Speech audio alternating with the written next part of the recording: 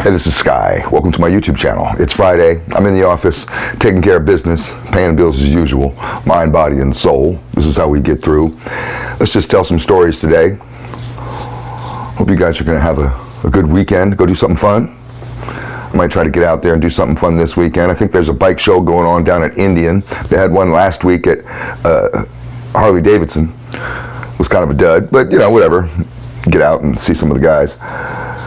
Go down to Indian. We'll see what happens with Indian.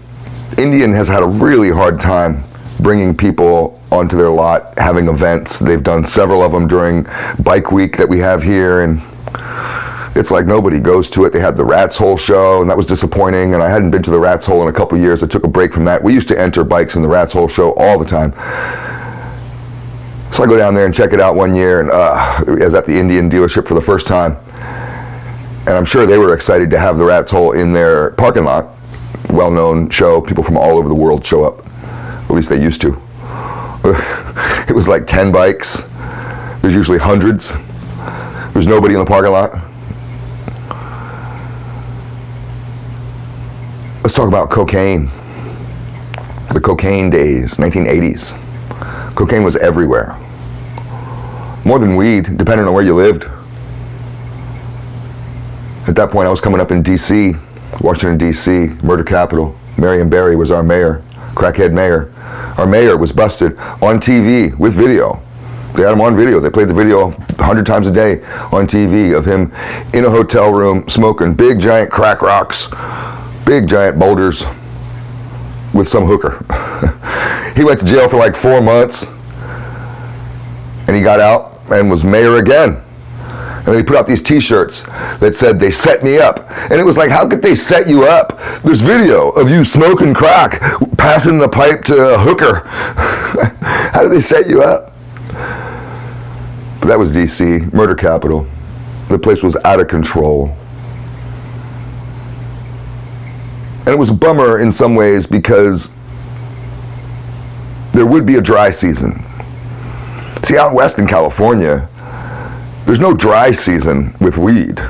There's weed all the time. Up in the Northeast, especially in the DC area, there used to be, I don't know about now, everything's legalized, whatever. Back in the 80s, it was illegal as fuck.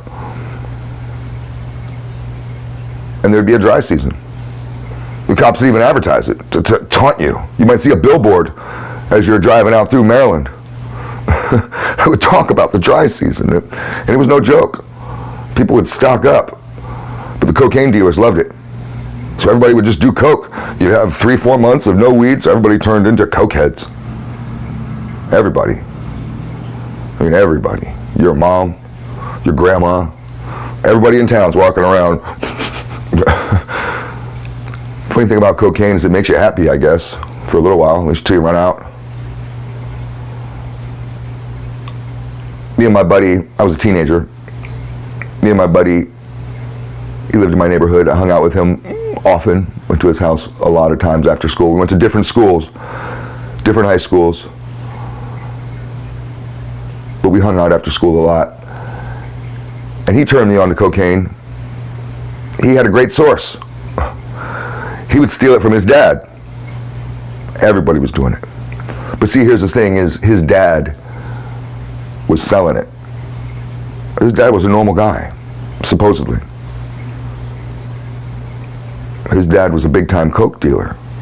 His dad would go down to Miami and hook up with the Colombians. Like, go watch an episode of Miami Vice. Don Johnson, Crockett and Tubbs. That's my buddy's dad doing that shit in Miami. Miami was crazy back in the 80s. Oh my God. That Scarface shit, that's absolutely real. Scarface is a documentary. You think that Tony Montana, that's just a movie. That's a documentary. That's exactly how it was. There were guys like that. There were chicks like that. There was gangsters like that. And people were getting shot up in Miami. And there was drugs in Miami. So he would go down there, hook up with 80 kilos or whatever it would be, ungodly amounts. Him and his buddy, and come back up through the Northeast. So they were all connected into that. he lived a kind of a mellow life in a suburb He wasn't a millionaire driving a Bugatti. That's not the way he got down. And he was paranoid as fuck, this guy, this old man was paranoid.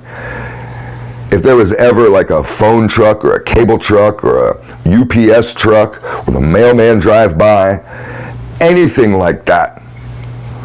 Now there's, Amazon and a million different types, FedEx, well, they had FedEx back then too. There's a lot of different delivery services now. Back then there was few, but any kind of service truck like that would drive by in its residential neighborhood, he'd be right up on the fucking shades. Oh, it's the feds, it's the feds. He'd looking for the helicopters. He eventually moved out. He got so paranoid. He moved out, left his son to live in a house by himself. The son lived in a whole house by himself at 14, 15. But the dad would come back every day, but he was just too paranoid. So he rented himself a condo across town that he thought would be safer. He was just a nut. And he had this basement that was always locked. And my buddy had realized that that's where the stash was at. And there was one side which you couldn't get into, Fort Knox. No way you're getting into it. The basement, there's a stairway that went down, like a hallway, a stairway that goes down, and then two doors. One door is Fort Knox. You're not getting in. Battering rams, nothing. You're not getting in. No one ever got in that room. Don't know what's in there. No one ever got in that room. The other side was a workshop. And the guy had hobbies, and he'd get all coked up and be doing his little hobbies. And the workshop was a mess. I mean, just stuff everywhere. Like everywhere. Tools and paper and little piles of books. And I mean, he was a messy dude. It wasn't organized. You come into my shop, I got a shop. That shit's organized. But, I got OCD like a motherfucker. He didn't. He was like a hoarder. You know how they are? Ever seen a hoarder? Oh, that's scary. It's sad too. I had a buddy of mine, that's a whole other story, where his dad was a hoarder. And he went down to visit his dad down in Palm Beach or someplace. I don't know where it was. And that was shocking. He nearly cried.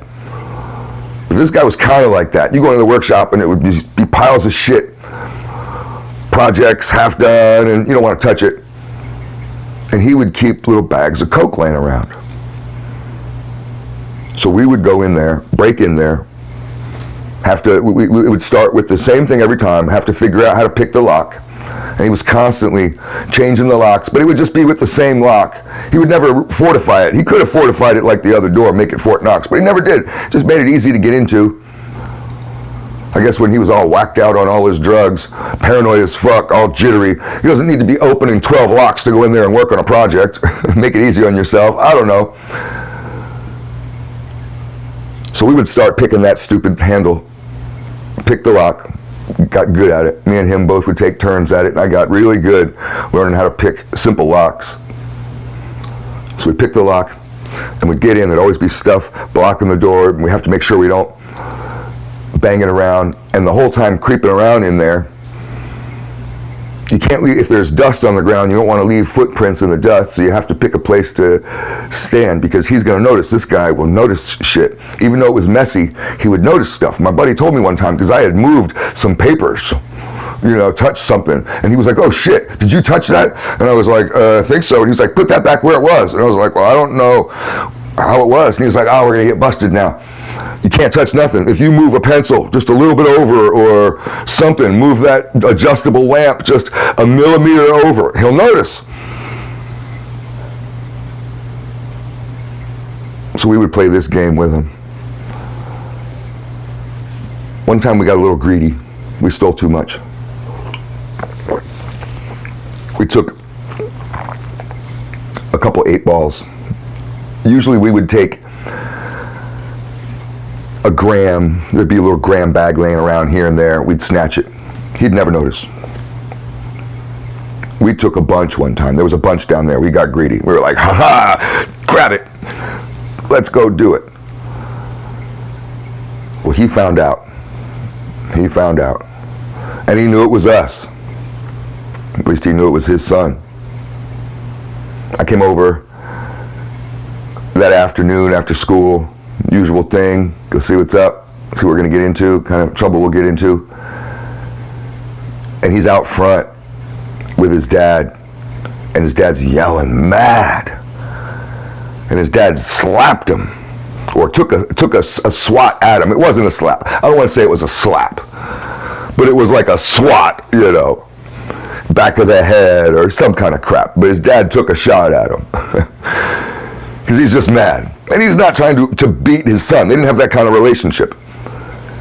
He's not going to grab my dad, grab me by the throat, try to pound my head in. I'll fight my dad. I fought my dad. I pushed my dad into a fire, like actual fire, like a fire pit. Oh yeah, I did. I'll tell that story sometime. But this guy was mad as fuck. I walked up and was like, oh no.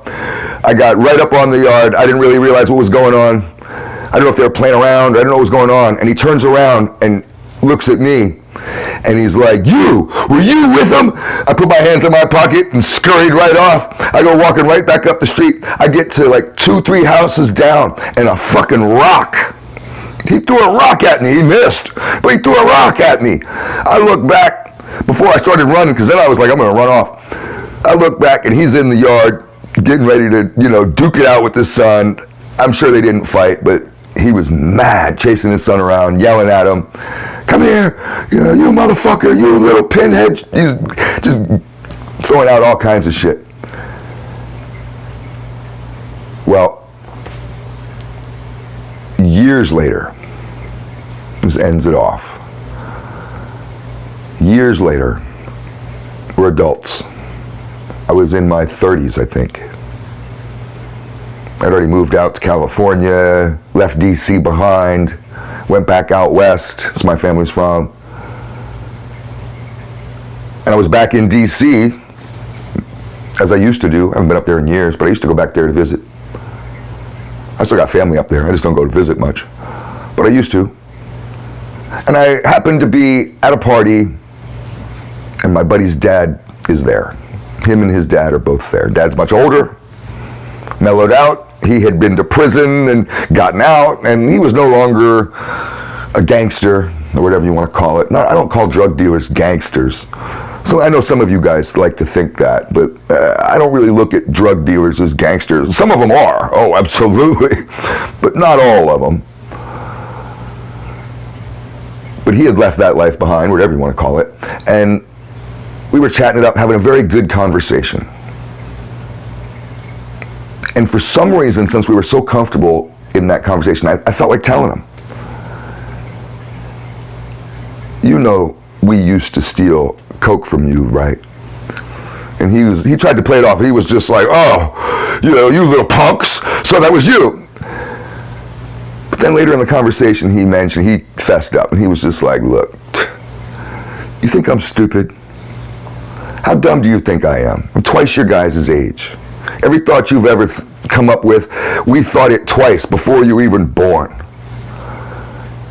I used to put those bags down there simply because I knew that my son was doing coke, and I had found that out. And I figured he's better off getting it from me than getting it from the gangs out in the streets. He ended up getting shot or stabbed or killed. And this way I can monitor his usage.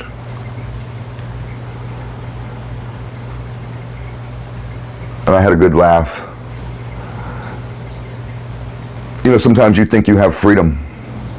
You think you're getting away with shit. But someone's watching. Someone's controlling your scene. You think that you're doing something that you thought up, and it turns out the whole thing was orchestrated, was part of the plan. I don't know. Thanks for watching.